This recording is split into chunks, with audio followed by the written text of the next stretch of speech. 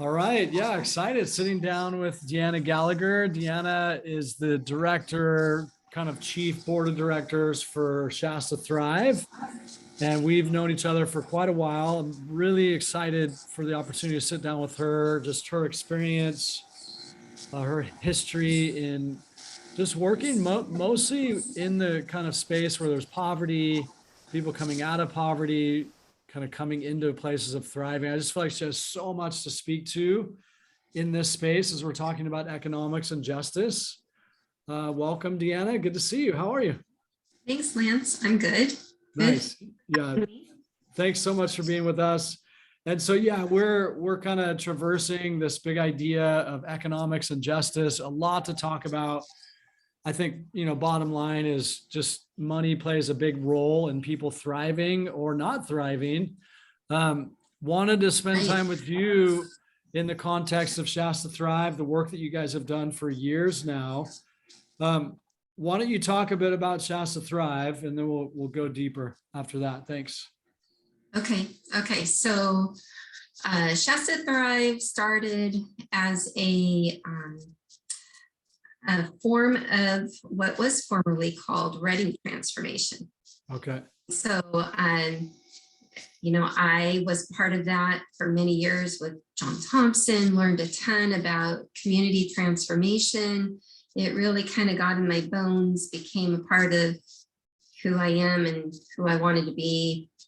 I was in business at the time. I did 25 years in technology. Okay. Had a company, sold it, and just wanted to be in ministry. Yeah. So your company was doing well. If you sold your company, that means you probably were doing pretty good. Company did okay, and yeah. Ended up okay, which actually was, I don't share this a lot, but it was my intention for my entire career, is that I would be financially free and be able to do ministry. Wow. Okay. That's awesome. I actually got that idea when I was about 19 years old. So that was always the plan. That's beautiful. And so, yeah, if you know me, then you know I'm a little bit passionate about planning and being intentional. Okay. And so talk about some of how Shasta Thrive evolved and what your guys' intention was there, things that you saw. Right. So we've been led.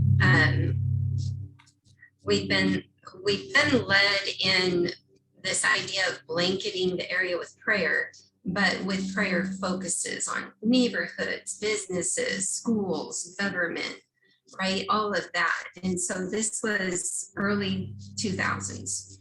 And then Mike and I, my husband, really spent most of our time in Anderson, California. So we were like, hey, the name Reading Transformation, like, could we do something else? Could we? Yeah. And you know what? We want to just commission you, and you guys go do South County Transformation. So they did exactly that, laid hands on us, sent us on our way. And a cool story there is Don Thompson. He just saw yellow in that moment. It's a fun part of our story. He saw a lot of yellow, and he reported that, shared that out in that upper room prayer meeting that we had. We'll never forget that. So it actually took a couple of years, but what we did was we held a prayer breakfast with all of our government and business and church leaders. We got them all together, got about 40 people in a room, and had a prayer breakfast. Had the police chief as our keynote. And then myself as MC, I said, because I was trained to do this, how can we bless you? And how can we come alongside? Like, where's the biggest pain in the city? We want to know, like, what can we pray about? And he said, there's a 4-block area in Anderson that's generating 80% of the police calls for us. Wow. And it's been for years. And it's called the Bruce Street neighborhood, And at that moment, like, something got planted in my heart in that moment. But of course, we prayed But I carried that thing in my heart. I was still running my company, pretty busy person. And I would occasionally drop my son off at Anderson High School and then go into that neighborhood and just try to get a sense and pray. And one day I was looking at this boarded up, like condemned home. And what he showed me, what the Lord showed me was, it just said clubhouse on it. Wow. Well, I tried to make something work, like, can we rent this? Can we get some donations? I probably didn't try that hard because it wasn't time, but forward after we sold the business, I was spending time with God one day and I got this word in my head and I didn't know what it meant, but the word was manter. M-A-N-T-E-R. I Googled it basically, and up came, in the middle of the Bruce Street neighborhood, up came a bright yellow house. Wow. Cool. That's amazing. I took it into my husband, and of course he knows this whole thing that's been on my heart ever since I saw that thing. And I said, this is in the middle of this is right smack in the middle of the Bruce Street neighborhood. And he just said, well, we got to do it. So we got the house.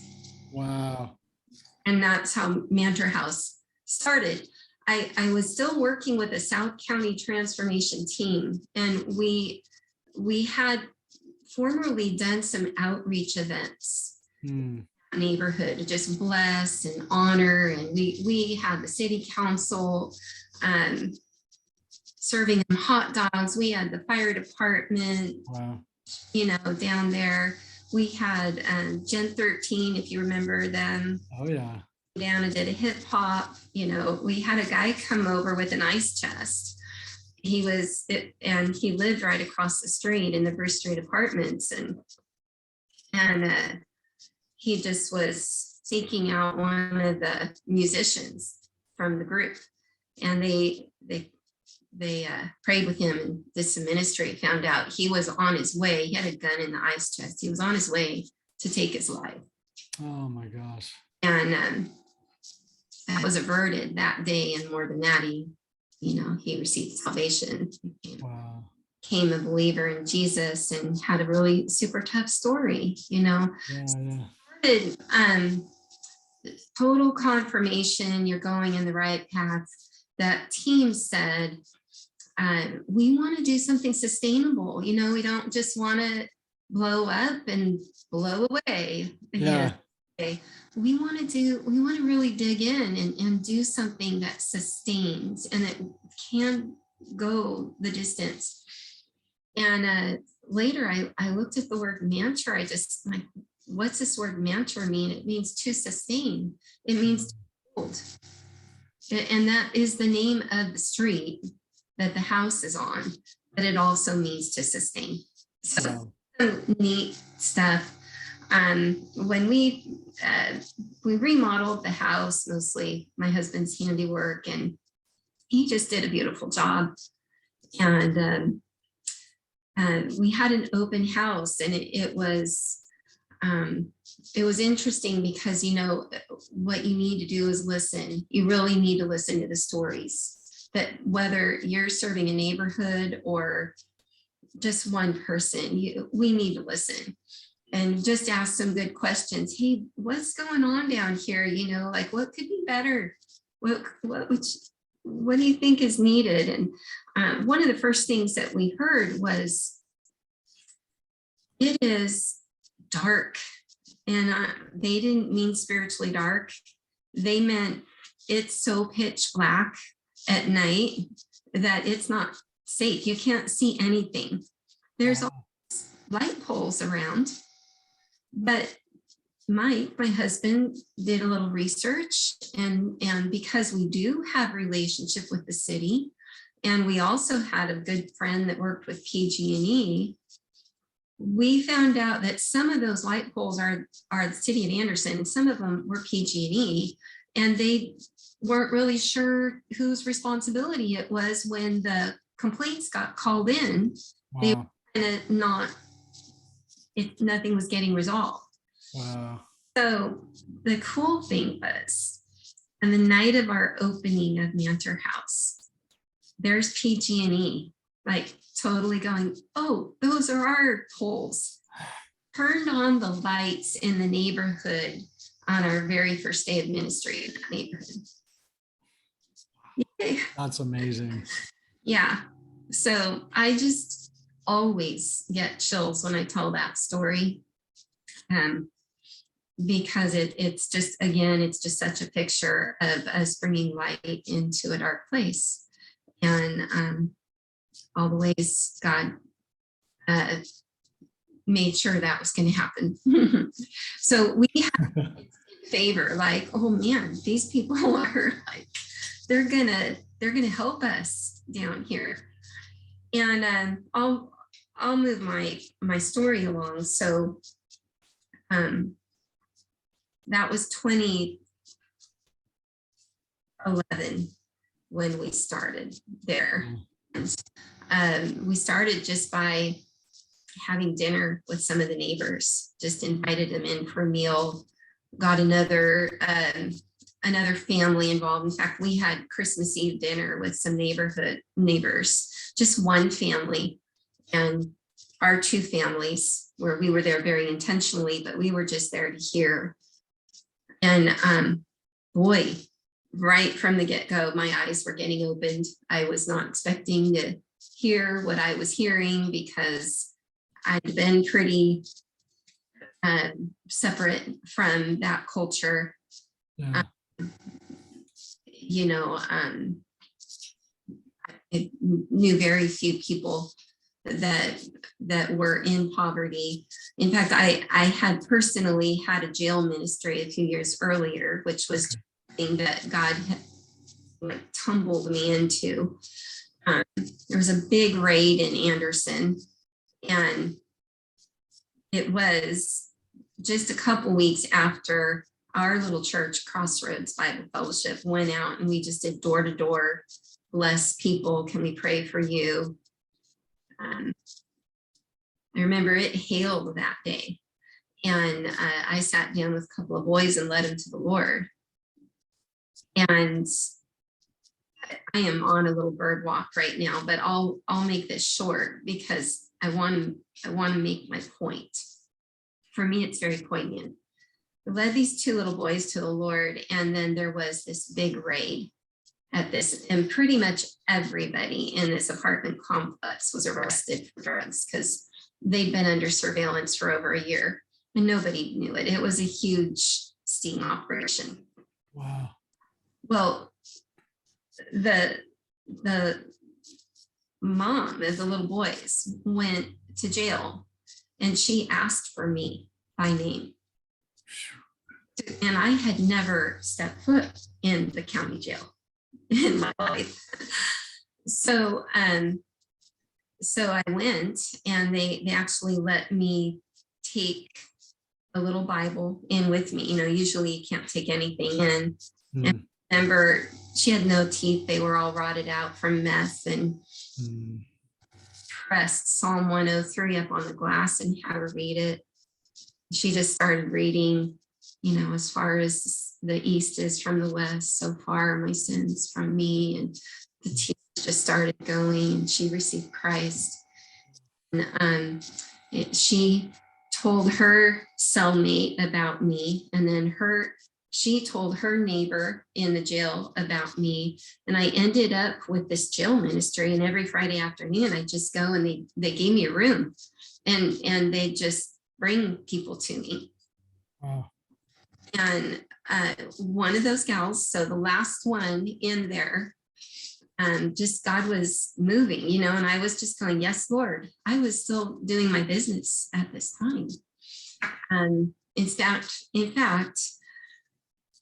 the jail ministry was actually right before I started my business. I hadn't even incorporated yet. Okay. So that had been like 10 years earlier. And what happened was, I feel like I got in over my head. Okay. And the gal that I ended up spending the most time with had robbed the bank with a squirt gun and got 3 years for that. She took the money and went and paid her PG&E bill. Just speaking to your point, I'm addressing your question here. This is a financial issue. Yeah.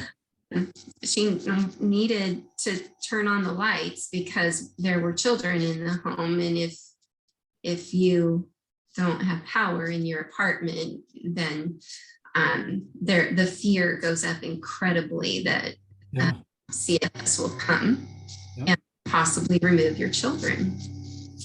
So the dad was at home, and when she went off to jail, our family adopted the family at her request, like just relationally. We picked them up, we took them to church, we introduced them to everybody, and they were baptized in our church. It was really beautiful. Spent a lot of time with them. They would come over to the house and play with my kids. But when mom got out of prison, now I was ministering to mom again. Sure. And she would say all the right things to me, and she would say, yes, yes, yes, I want to pray together. I want to read my Bible. I want to grow. I didn't have a lot of tools back then. Yeah. And the deliverance that she needed was deeper than I was equipped to deal with. Yep. And that's a huge inspiration for now how I wanted to seek for the true keys later when we open Mantor House. Sure. Because I've experienced what I consider failure. She ended up relapsing back into using. The marriage didn't come together. I mean, my actually were by dad's side when he went to be with Jesus. Yeah. So we were that close. We were pastoral to his family. But mom, we co-signed for an apartment, and I think she felt a lot of guilt and shame when she didn't keep that apartment and got herself kicked out. Sure. And we met the financial responsibility, but it really showed me, how does just any Christian do the right thing when these are really challenging? And, we're strong people, capable people, and spiritual people, but yet I was not equipped at that time.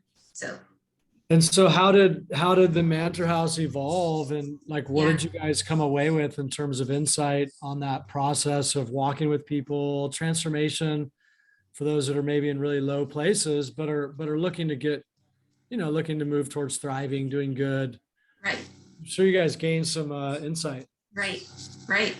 Well, I listened a lot, and there was a lot of trial and error. Yep.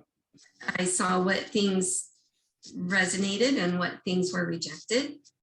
And then I really, with the help of my friend and this is a huge component for us, was we were partnered with Christine Haggard, who is she'd been in social work for 25 years, and I'd never been in social work.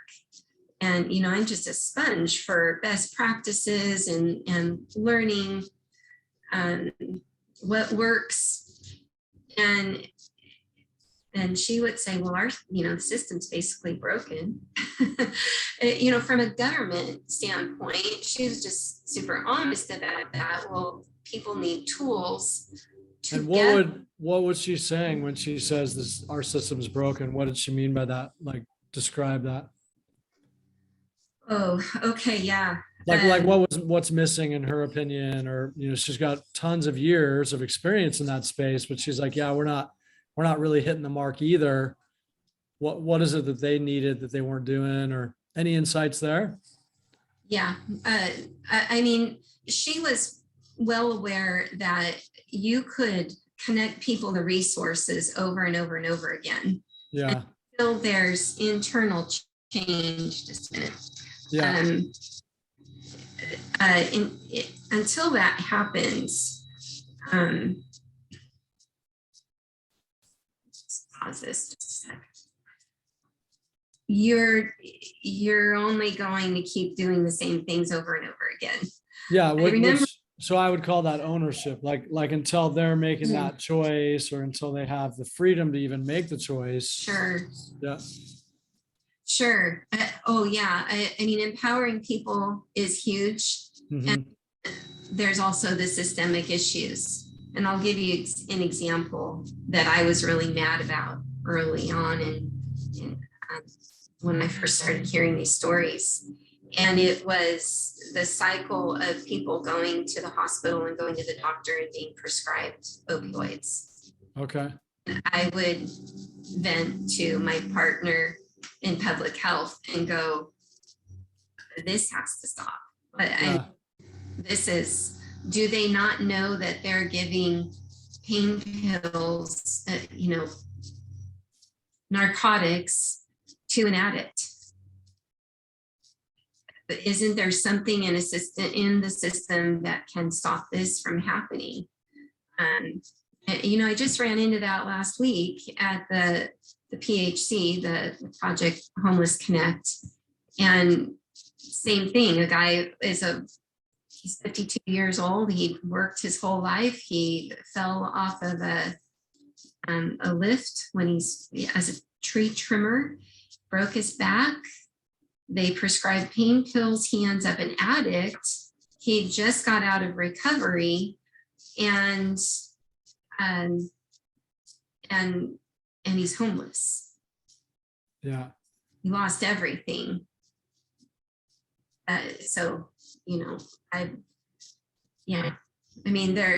Once a person is aware that they have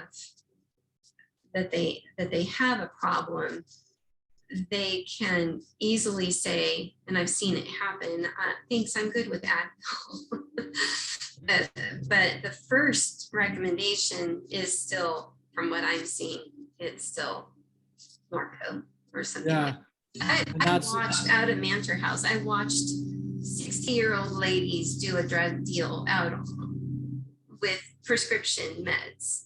I watched it exchange hands. So, it's not just the young people doing drugs. Totally.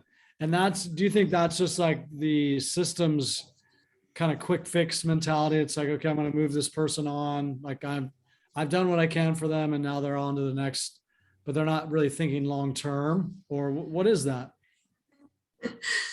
I mean, I don't know exactly, but I do believe there's some commissions involved somewhere along the line. Yeah. Yeah. From the pharmaceutical companies. Yeah. So there's incentives, right, to prescribe certain drugs and disincentivize to prescribe other prescriptions. Okay. And so that was example. Go ahead. Yeah, that's just one example of a systemic issue that I would vent about. Like, this isn't rational. Like, and she's like, I know our system is broken. And she would say there is some talk. I think somebody's working on an initiative somewhere on this. And I do believe, I don't know, Lance, I'd have to look into it, but I do believe there have been some safeguards put in place. I'm not sure to what extent it's working. Sure. Yeah.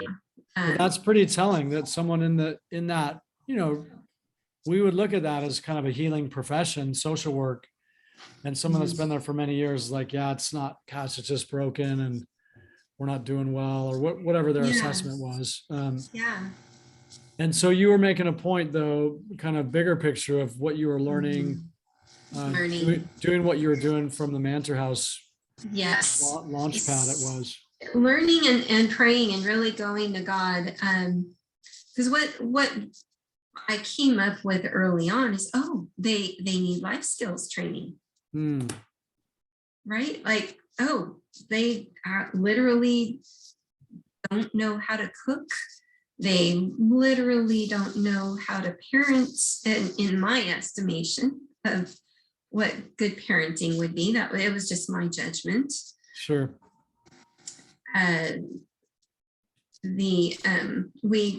We also worked with kids a lot, and I realized, I'll give you a couple examples of the kids that stood out to me. One time somebody donated a lot of oranges, and I offered one to a 9-year-old boy that was part of our kids program. And hey, you want an orange? And he's like, what's that? Wow. 9 years old, he'd never had an orange. Wow.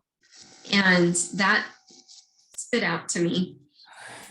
Another time we're just hanging out on the front porch of the house. We're just hanging out doing life with these kids, and so they're hanging around because they're on the street a lot, not a lot of supervision. Like, they're out way more than I would let my children go when I was raising kids.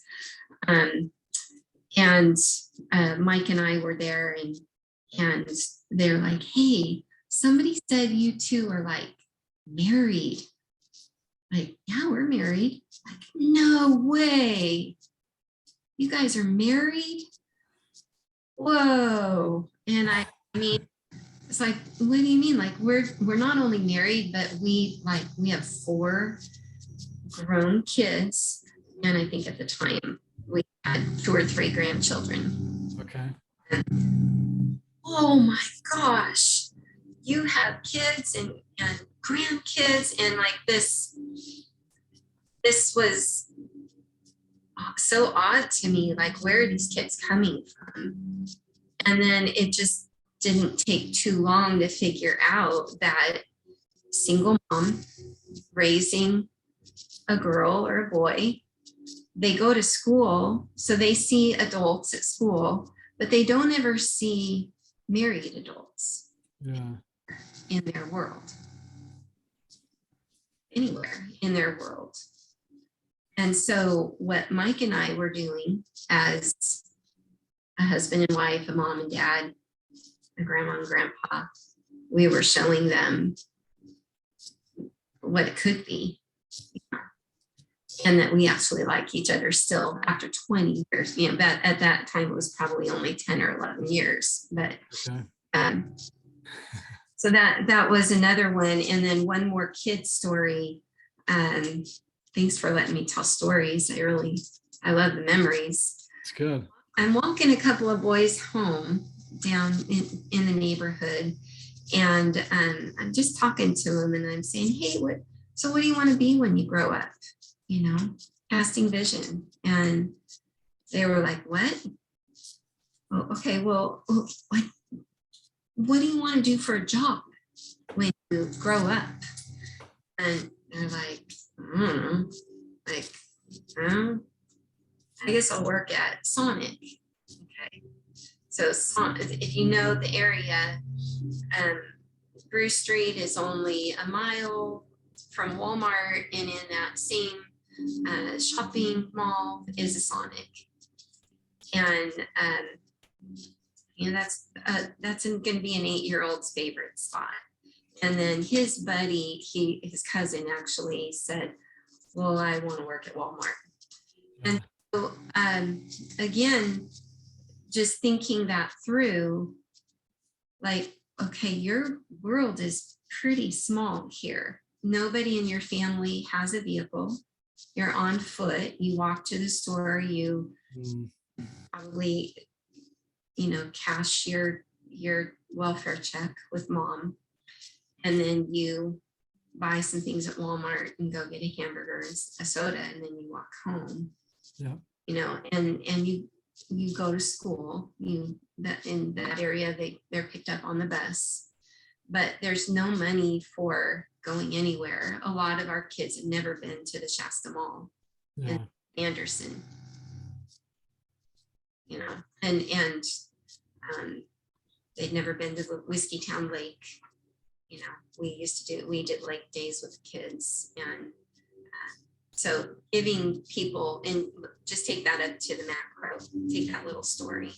Like anytime we can give anyone, a young person or an adult, an opportunity to be exposed to more things in the world, get their world a little bit bigger, ideas can start kicking in, dreams can start happening, vision can start happening, and you're going to at least start the process of breaking that cycle.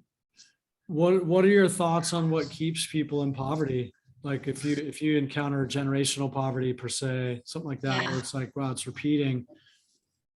Okay, so that right there is part of it.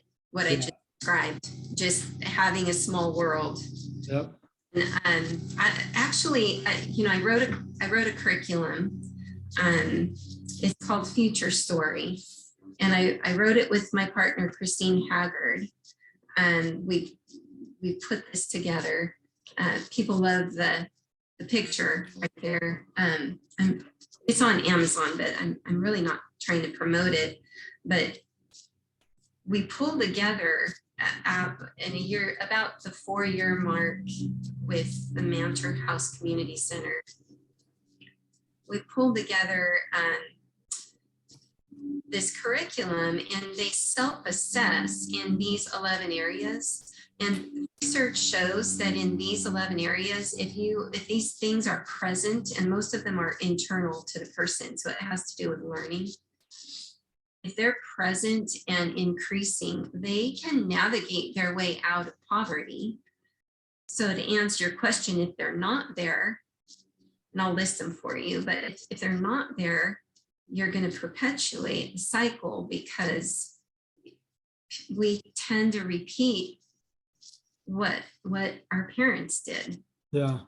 Parenting styles, communication styles, ways of handling conflict, ways of paying the bills.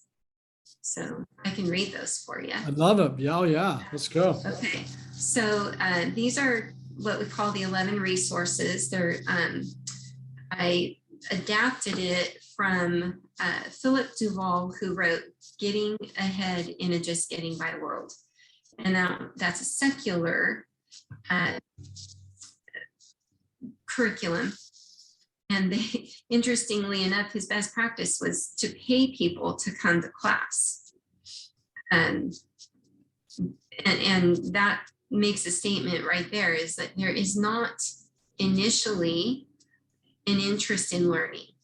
Yeah. So we have to start there. We have to find the key, like what opens up their heart and mind to want to learn and grow. Okay.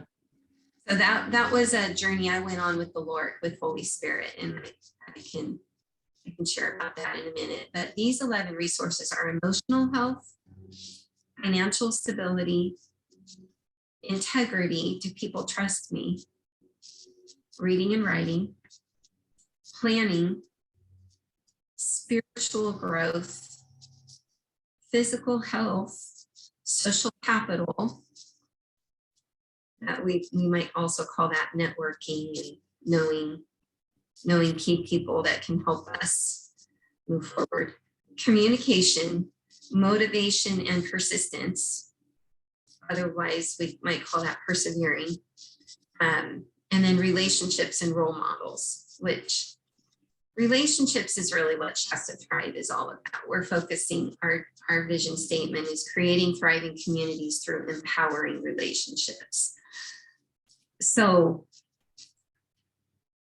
I don't believe that a person can grow in these areas without somebody coming alongside and encouraging them and speaking life into them and calling out the gold, and which is the opposite of what happens in poverty. So research shows that 4 out of 5 interactions in a child's life in poverty are going to be negative or condescending. Okay. Okay. Wow. And then in middle class or in wealth, it would be the opposite. 4 out of 5 are going to be, hey, good job. Yeah. You know, did it. You know, my little 2-year-old can already say, I did it. Yeah. I don't think you're going to see that as often in a generational poverty family. You're not seeing a parent naturally give from their abundance because they have lack internally as well as really. And it's very hard for a parent to give when they don't have their own needs met. Wow. So those 11 are key, and you know, you can look at it both ways. You can kind of see, I would like all mentors to understand these 11. Anyone who's mentoring or coaching, or just has somebody in their family or at church that is trying to navigate out of poverty. Yeah.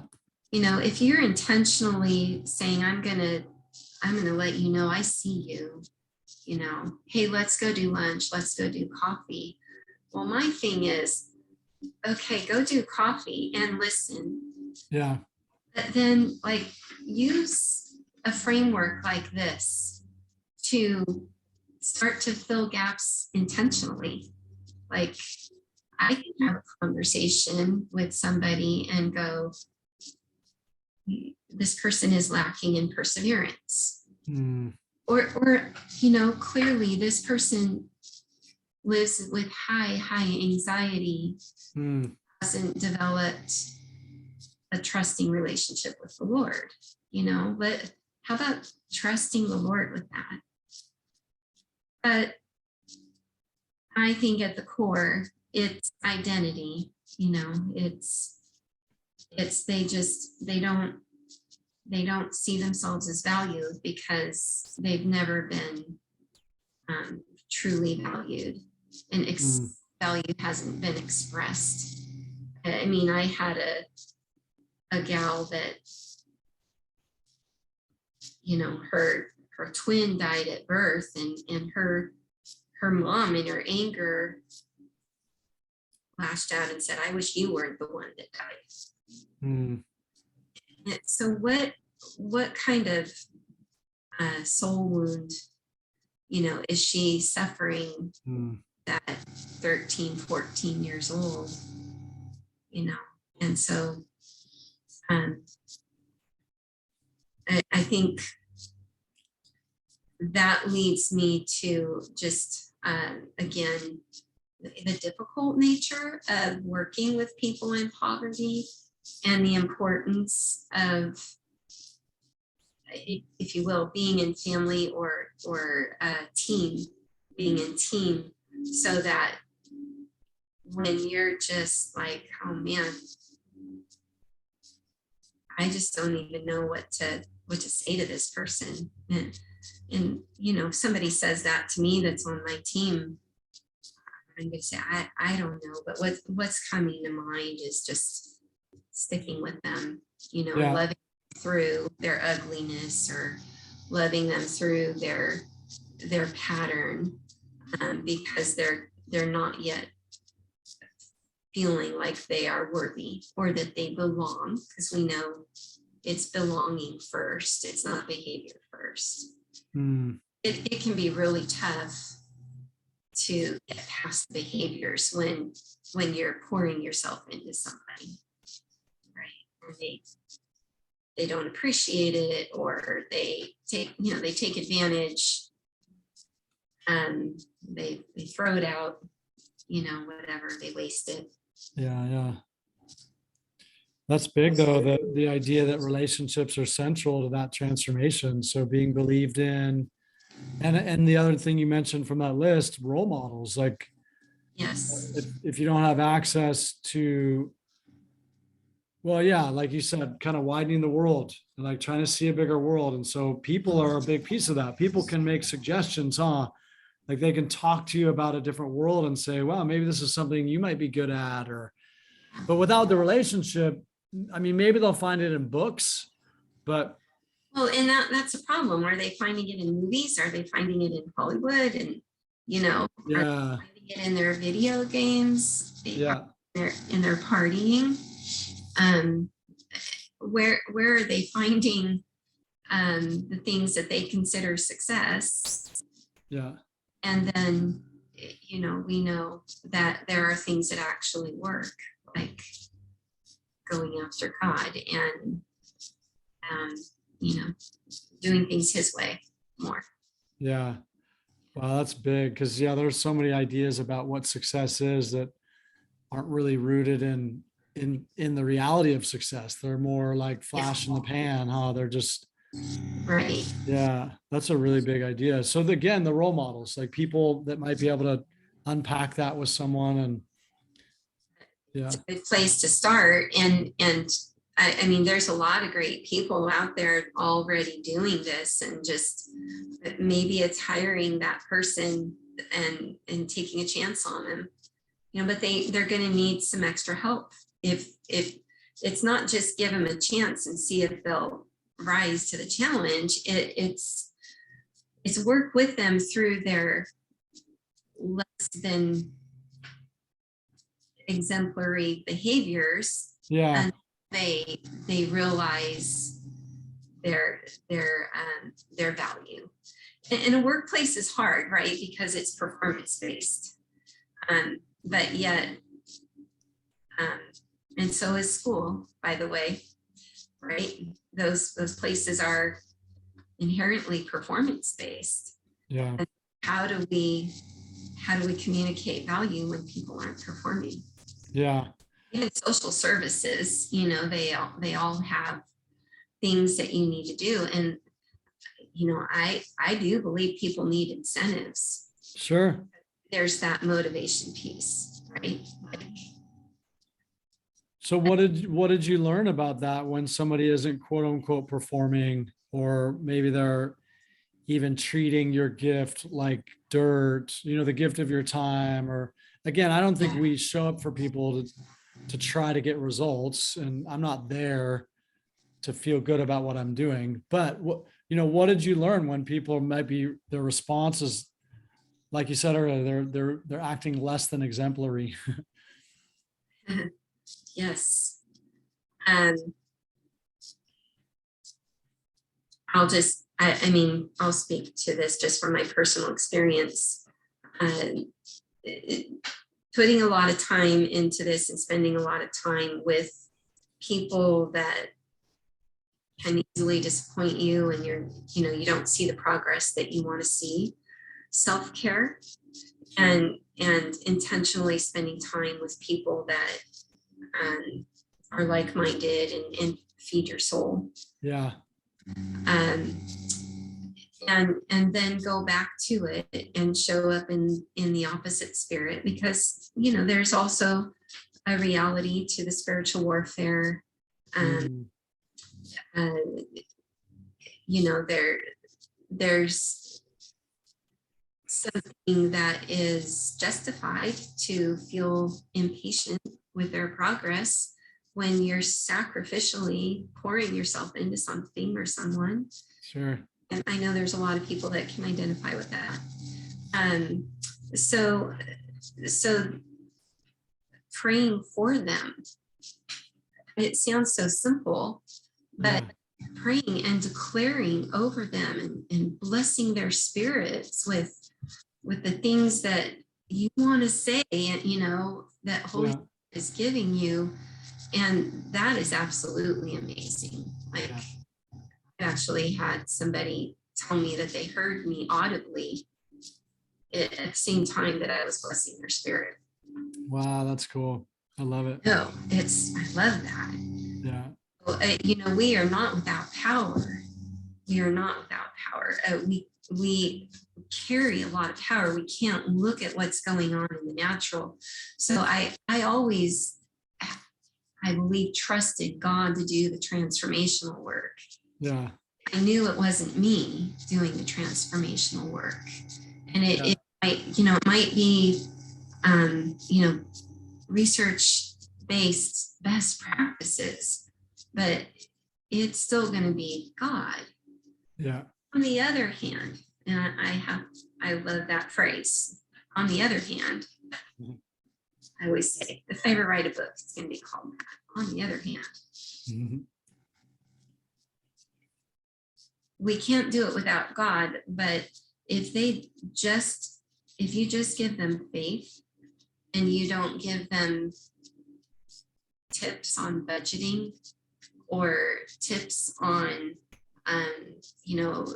handling their triggers or a different way to go after parenting, or how to put actual energy in your body instead of empty calories or whatnot. Sure. You're going to stay in this vicious cycle. You're going to have faith, but you're going to be disappointed because he usually fulfills his promises by teaching us something. Yeah. But I don't know. I said usually. I don't know if that's your experience, but. Well, I mean, what you're talking about is discipleship. So yeah, you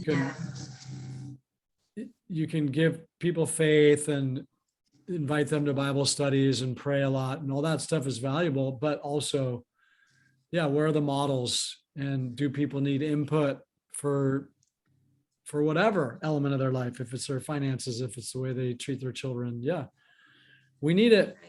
I don't think getting saved or becoming born again, all of a sudden everything's perfect. So,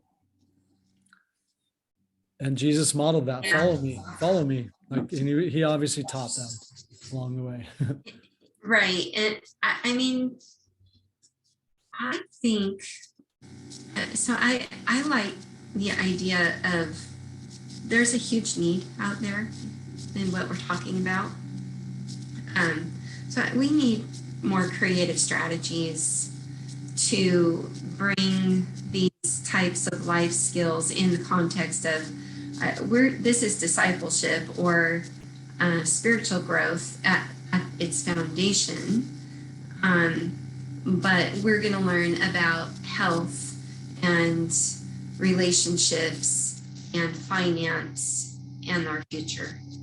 Those are my core four. Okay.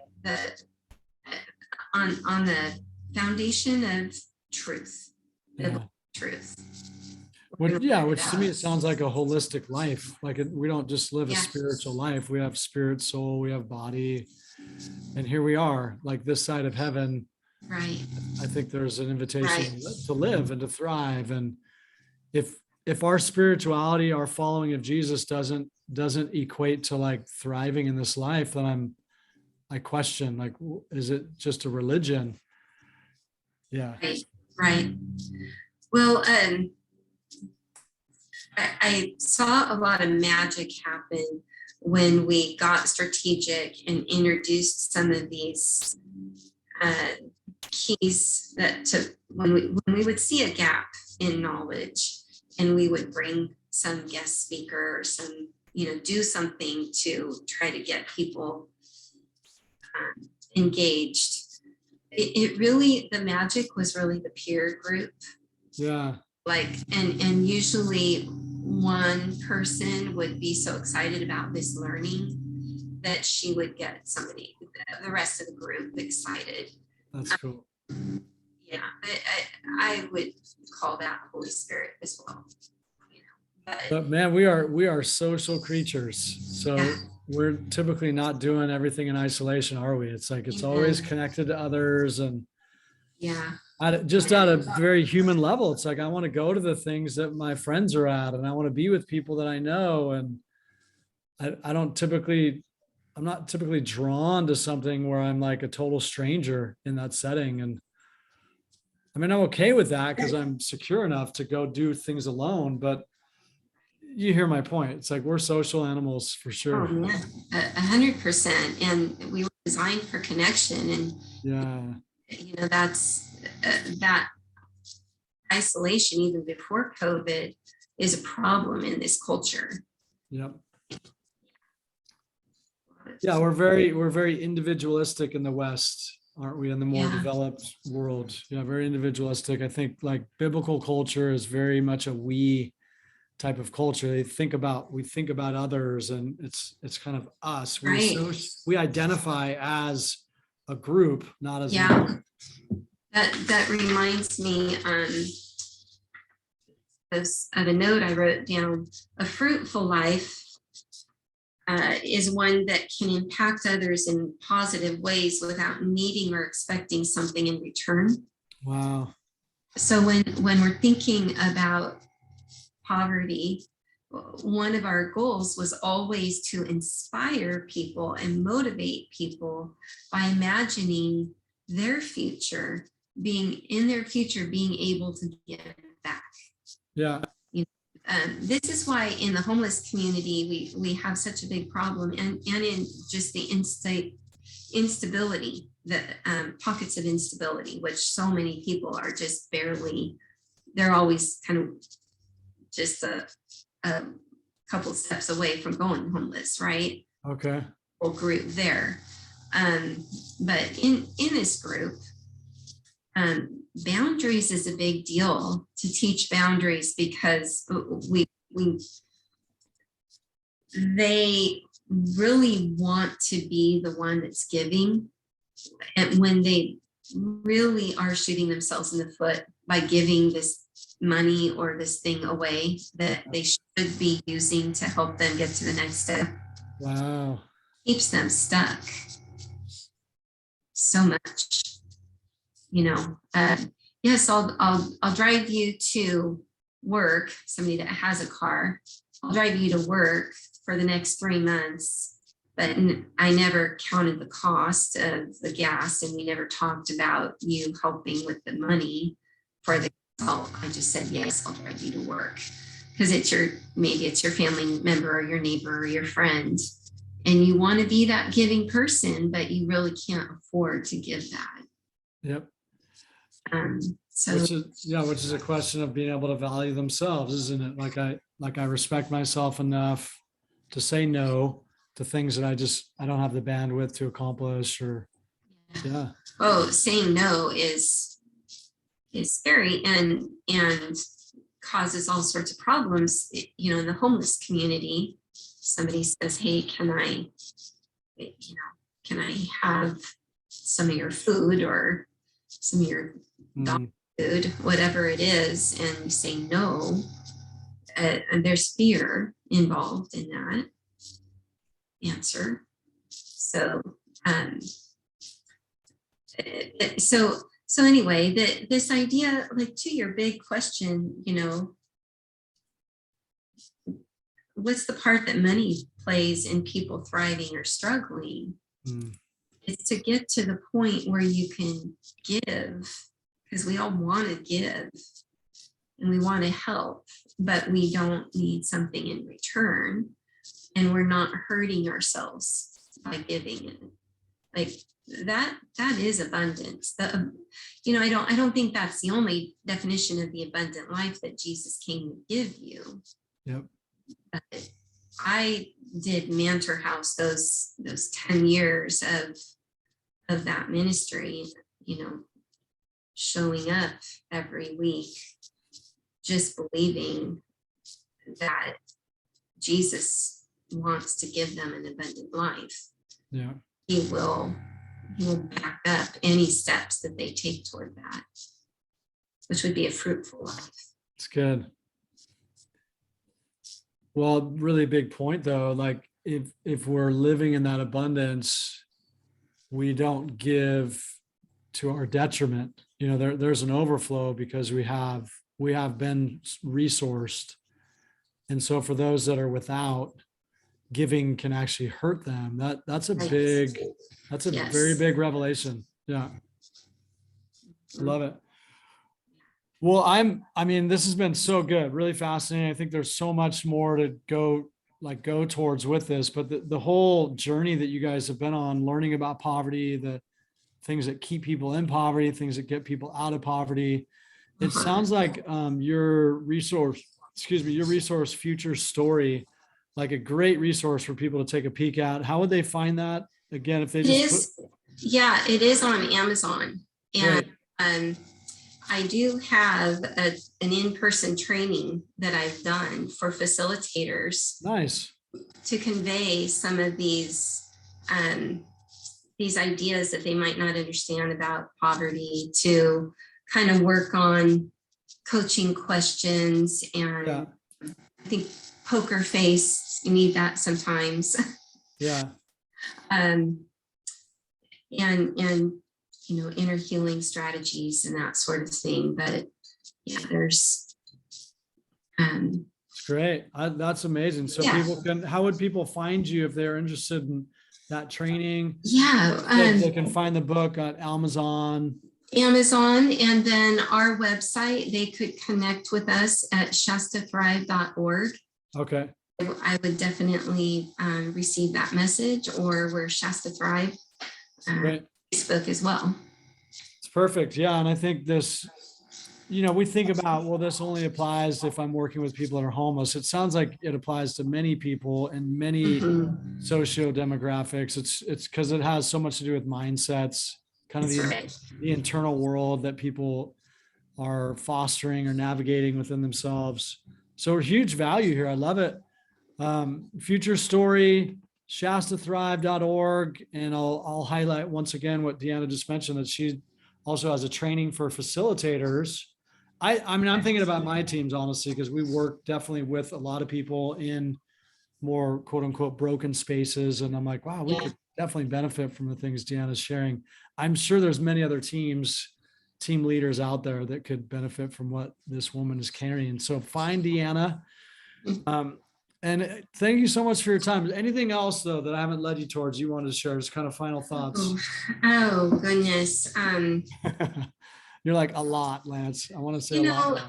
I think if there was just one place to start, and a big aha for me was that idea to look beyond the behavior and first go after helping that person feel like they belong.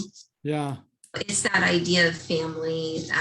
You've got a lot of what we often call the orphan spirit out there, so many suffer from. And so just that acceptance and that grace that says, I'm not seeing your behavior and I'm not seeing your poor choices. I'm seeing your value, and I'm going to treat you that way. I'm going to look you in the eyes and smile and care, and I'm going to just look past your behavior as long as you need me to. Wow. And I'm going to earn my right to share my beliefs with you and encourage, speak life to you. And that's at some point you're going to be empowered in your own beliefs, because you're going to start believing in the promises of God. I do, my favorite little resource is the promises of God.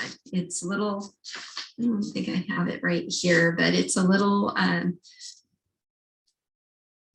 the Bible promise book for tough times. And we order them dozens at a time and hand them out just in relationship, like, because it's the promises of God. And then when they're ready to start trusting God, like He comes through, you've got their heart. So that's good. Then the behavior. So belonging, beliefs, behavior changes are a result of that. It's a journey. Nice. It's not even a 15-week class, walk with people. I love that. Well, yeah, it's been so good talking to you. Thanks so much for sharing your journey, your insights with us and our audience. And so once again, shastathrive.org, if you want to find these guys, go deeper with them. And also the book Future Story, which you can find probably anywhere, but you can easily find it on Amazon. May I plug one more thing? So we are actively, as Shasta Thrive, we are seeking to grow our pool of what we call advocates. So we've got the AIN, which is the Advocates for Stability Network. And we do need people that are kind of willing to do what we're doing.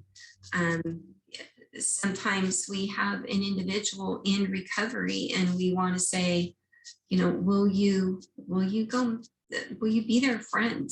Yeah. Their intentional friend. And so that's just one way that you can plug in with us. Beautiful. I love it. Okay. Well, yeah, again, thanks for sitting down with us, DeAnna. It's so good to talk to you. I love everything that you're doing, and you're definitely a champion in our environment and such an example. Thank you for everything you're up to. And yeah, thanks for sharing your heart with us. Okay. So I'm going you. to say with that, goodbye. Okay. Peace. DeAnna, thank you. Peace. And we will see you guys soon. God bless you. Adios. Okay.